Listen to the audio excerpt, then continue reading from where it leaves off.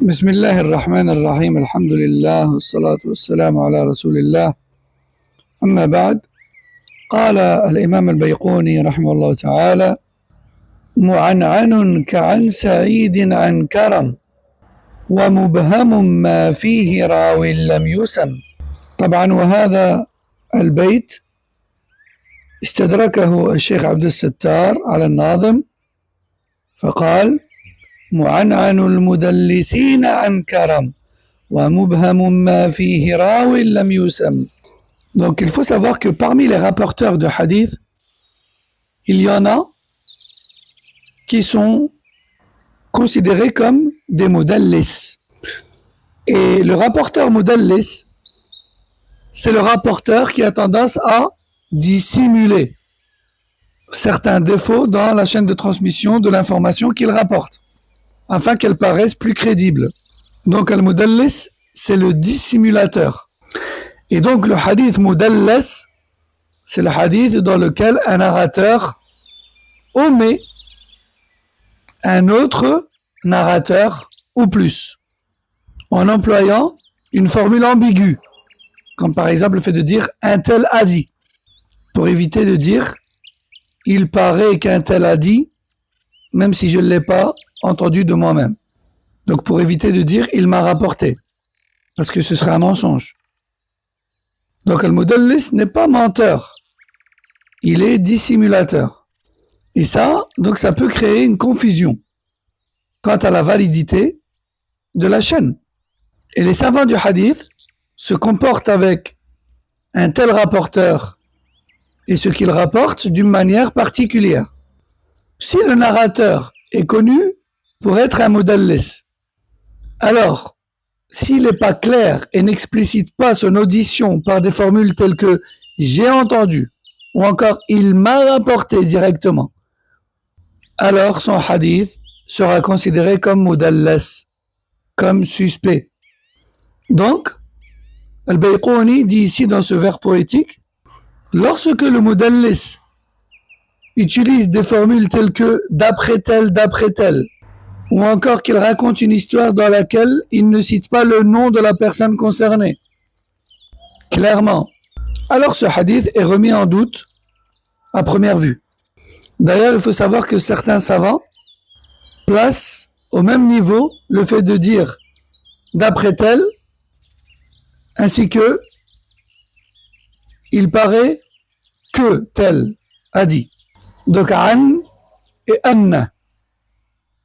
An Abi Saïd, d'après Abu Saïd, par exemple, et Anna Aba Saïd, que Abu Saïd a dit. Donc les deux suscitent l'ambiguïté, ce n'est pas clair.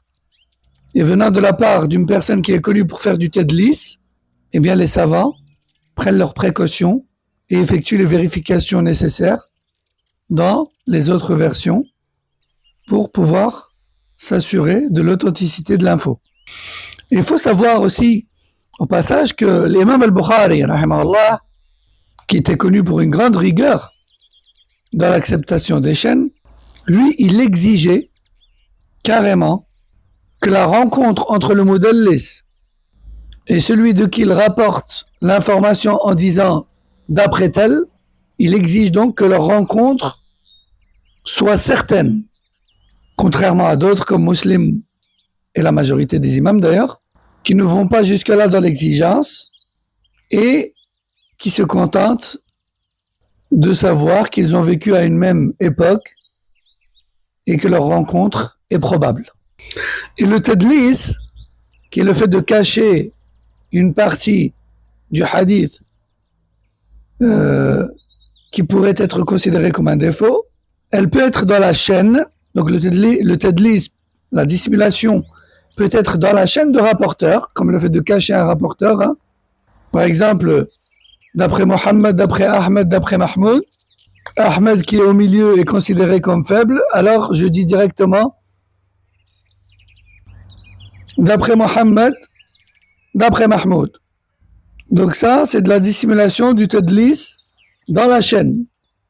Et ensuite, on a le tadlis dans le texte même de l'information, du hadith. Comme par exemple le fait de dire un homme est venu questionner le prophète sallallahu alayhi wa sallam en omettant de citer son nom, clairement. Donc ça, c'est du tadlis à l'intérieur du matan. Et c'est ce qu'on appelle al-ibham, le fait de rendre la personne inconnue, ou le fait de dissimuler son identité pour X ou Y raison. Donc voici quelques exemples. Commençons par al-mubham fil matan. Donc une dissimulation de l'identité d'une personne qui fait partie du hadith, hein? Comme dans le hadith d'Ibn Abbas qui dit « Un homme a dit au messager d'Allah, le pèlerinage est-il obligatoire chaque année ?» Donc le nom de cet homme n'est pas mentionné dans cette variante du hadith.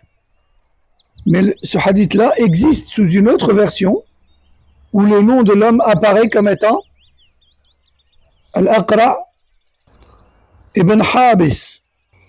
Et puis nous avons donc, comme on a dit également, la dissimulation dans la chaîne de transmission, comme par exemple dans le hadith de Rafi' ibn Khadij, transmis par son oncle. Eh bien, l'oncle n'est pas nommé dans la version. Mais dans une autre version, il est précisé comme étant Abdullah ibn Rafi'. Donc voilà, pour ce qui est du tadlis et la valeur du hadith rapporté par un mudallis s'il utilise les formules telles que an ou bien anna, d'après tel, en n'étant pas clair sur le fait d'avoir entendu directement de la personne.